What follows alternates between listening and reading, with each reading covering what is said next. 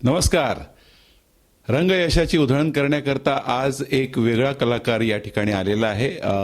स्वागत करूया जादूगार इंद्रजीत यांची मुलगी जादूगार मधुगंधा इंद्रजीत. स्वागत. नमस्कार. लहानपणापासूनच तुम्ही जादूचे प्रयोग वडिलांच्या मार्गदर्शनाखाली वाकबगार होता करण्यामध्ये, आणि त्यानंतर मला वाटतं 1983 पासून तुम्ही प्रायोगिक तत्वावर प्रोफेशनली सर्वत्र प्रयोग करायला लागले. हा व्यासंग म्हणजे वडिलांच्या माध्यमातून तुम्हाला का घ्यावासा वाटला? सर्वात महत्त्वाचं म्हणजे जादू अशी एक कला आहे की एक अद्भुत आहे. त्यामुळे त्याचं आकर्षण लहानपणापासून होते आणि आजूबाजूला खेळणी कमी आणि जादूचं सामान जास्त, त्यामुळे आपोआपच आकर्षण अधिक वाढलेलं. आणि कळत न कळत थोडंसं मी म्हणजे खरं तर मला एक नाटकामधलं एक कलावंत व्हायचं होतं. मी अनेक नाटकामधून पण कामं करत होते. पण 1983 साली माझ्या आयुष्याला एक असं वेगळं टर्न लागलं की एक जबलपूरला जागतिक महिला स्पर्धा होती आणि अनेक प्रांतातून त्या ठिकाणी स्पर्धक आलेल्या महिला, पण आपल्या महाराष्ट्रातून एकही महिला नव्हती. तर वडिलांचं नाव मोठं असल्यामुळे तर विचारणा आली की महाराष्ट्रातले 1-2 तरी महिला जादूगार पाठवा. बाबांनी अनेकांना विचारलं की महिलांना की मुलींना वगैरे की तुम्ही त्या स्पर्धेत जा, पण कोणी तयार नव्हतं. अर्थात महाराष्ट्रात त्यावेळेस महिला होत्या, 1-2 मुली होत्या, पण स्पर्धेत उतरायला त्यांचं नसेल म्हणजे. आणि तोपर्यंत मी हौस म्हणून जादू करत होते, पण व्यवसाय किंवा ते काही असं त्या वळणाकडे जायचं असं माझ्या काहीच नव्हतं, कारण मी नाटकात काम करत होते. तेव्हा बाबांच्या अगदी 8 दिवस राहिले होते स्पर्धेला. बाबांच्या मनात आलं की आपल्या मुलीलाच का नाही स्पर्धेत उतरायचं, कारण महाराष्ट्रातून एकही नाही. कारण त्यांचं विचारण्यात आली की आपके यहाँ से एक भी महिला लेडी नाही आहे. तर ते बाबांना जरा लागलं, तर म्हणाले आता आपल्या महाराष्ट्रात एक तरी जाऊ दे. म्हणून बाबा म्हणाले की तू या स्पर्धेत उतरायचे. आधी मी नाहीच सांगितलेलं, पण मग थोडं बाबांचं दडपण आलंच. आणि मग मला 8 दिवसात बाबांनी असे वेगळे प्रयोग शिकवले स्पर्धेसाठी. तोपर्यंत जादूची स्पर्धा म्हणजे काय मला माहीत नव्हतं. माझं हिंदी त्यावेळेचं, त्यामुळे हमकू तुमकू ते मला काहीही येत नव्हतं. बरं बोलून प्रयोग करणं हा, कारण मी नाटकातली असल्यामुळे मला ते जास्त अभिनय वगैरे ते जास्त होतं. ते बाबांनी ओळखलं होतं आणि बाबांनी काय केलं, संपूर्ण स्क्रिप्ट लिहून दिली होती मला की कसं बोलायचं जादूचा प्रयोग. 8 दिवसात माझी दिवस रात्र मेहनत करून घेतली होती. आणि त्या स्पर्धेमध्ये जवळजवळ 40-50 स्पर्धक होते. त्यातले निवडक मग 17-18 मुली होत्या आणि सगळ्या नावाजलेल्या होत्या. म्हणजे मी जेव्हा गेले तिथे तेव्हा कोणी माझ्याकडे पाहिलं नाही की कोणतरी आली आहे, म्हणजे असं इंद्रजीत बरोबर आली आहे एवढीच एक कळलं त्यांना. पण जेव्हा मी रंगमंचावर आले, सर्वात महत्त्वाचं म्हणजे माझा कॉस्ट्युम. सगळ्यांनी मॅक्स्या, जीन्सची पॅन्ट, समथिंग असं काय काय घातलं होतं आणि मी संपूर्ण भारतीय वेशात महिला साडी, आणि माझा तो लूक, माझा तो अभिनय आणि माझ्या ते जे निवडलेले जादूचे प्रयोग होते ह्याच्याने माझं पहिलं प्राईज मला मिळालं. गोल्ड मेडल मिळालं. मॅजिक क्वीन हा किताब मिळाला, जो आजपर्यंत तो फक्त माझ्याचकडे राहिलेला आहे. आणि मग माझ्या आयुष्याला अनेक बक्षिसं त्यानंतर मिळत गेले. 1984ला मॅजिक अवॉर्ड मिळालं. 1986ला आपला उत्सव राजीव गांधी त्यांच्यासमोर जादूचे प्रयोग करण्याची संधी मिळाली. आणि अशा असंख्य मग स्पर्धा झाल्या ज्या महिला आणि पुरुष या दोघांच्याही होत्या, आणि त्याच्यामध्ये मला अनेक वेळा पहिलं बक्षीस मिळत गेलं. आणि मग वडिलांनी तुम्हाला ते पाठवलं कारण त्यांना ते आव्हान होतं. नक्कीच. आणि आज तुम्ही मॅजिक क्वीन आहात. तर एक कौतुक म्हणून प्रश्न विचारावा असं वाटतो की लहान असो मोठी असो, सर्वांना हे नेमकं जादू या शब्दाचं आकर्षण काय? जादू म्हणजे 10 बोटांची करामत, बाकी काही नसतं. हातचलाकी असते. आपोआप जगामध्ये काहीही निर्माण होत नाही. जेव्हा आपल्याकडे ती वस्तू असते तीच असते. पण जशी नृत्य, नाट्य, संगीत या कला मानतात तुम्ही, तशीच ही एक कला आहे. पण त्याची सादरीकरण पण एक आगळी जादू आहे जी सर्वांना जमत नाही. निश्चितच त्याला अभ्यास लागतो, आपल्याला मेहनत लागते, प्रॅक्टिस लागते, आपल्या बोलण्याची चातुर्य लागतं. बोलण्यामध्ये जादूगार प्रचंड हुशार लागतो. जनरल नॉलेज त्याला माहिती असतं. आजकाल काही जादूगार विदाऊट स्पीच पण करतात, परंतु काही वेळा बोलणं पण गरजेचं असतं. त्यामुळे सगळ्याच दृष्टीने तो चांगला पाहिजे, त्याची वेशभूषा चांगली पाहिजे, तो कॉन्फिडन्सली उभा राहायला पाहिजे. सगळ्याच गोष्टी आवश्यक आहेत. एखाद्याला जादूच्या प्रयोगांमध्ये करिअर करायचं असेल राज्य पातळीवर किंवा आंतरराष्ट्रीय पातळीवर सुद्धा, तर त्याला असं स्पेशल टिप तुम्ही काय द्या?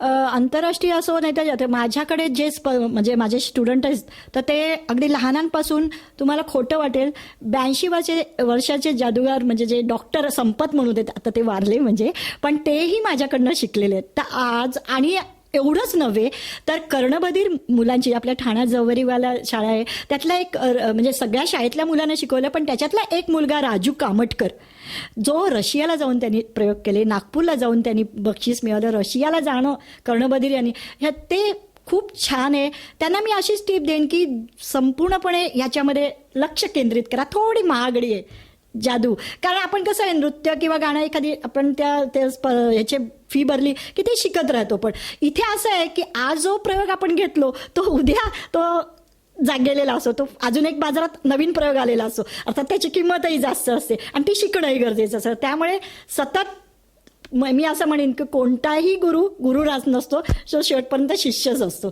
कारण ते अधिक वाढतच असते जादू.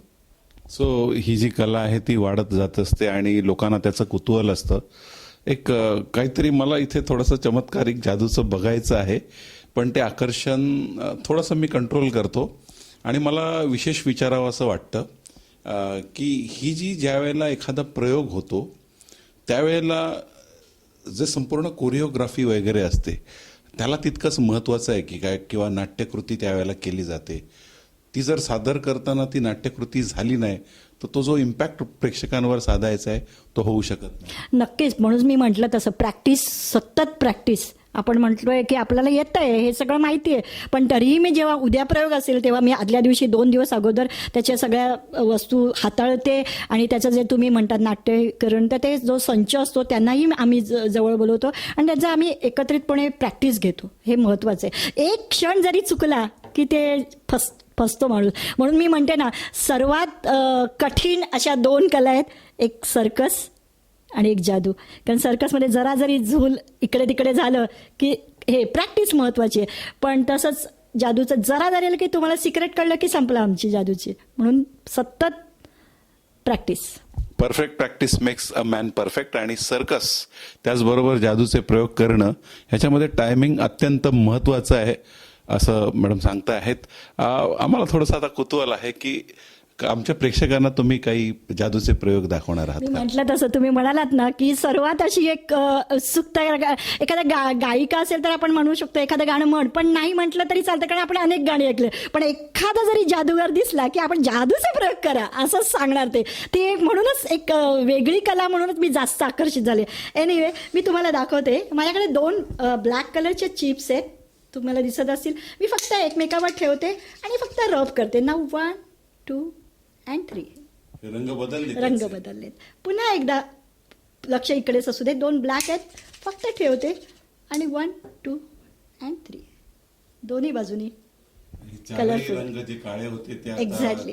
आणि वेगवेगळे रंग तुम्ही तयार प्रयत्न झाले. केलात घासून बघा तुम्हालाही जमणार नाही ते कारण ते लक्षात येतं का तो सरावाचा भाग आहे. निश्चितच यालाच म्हणतात जादू.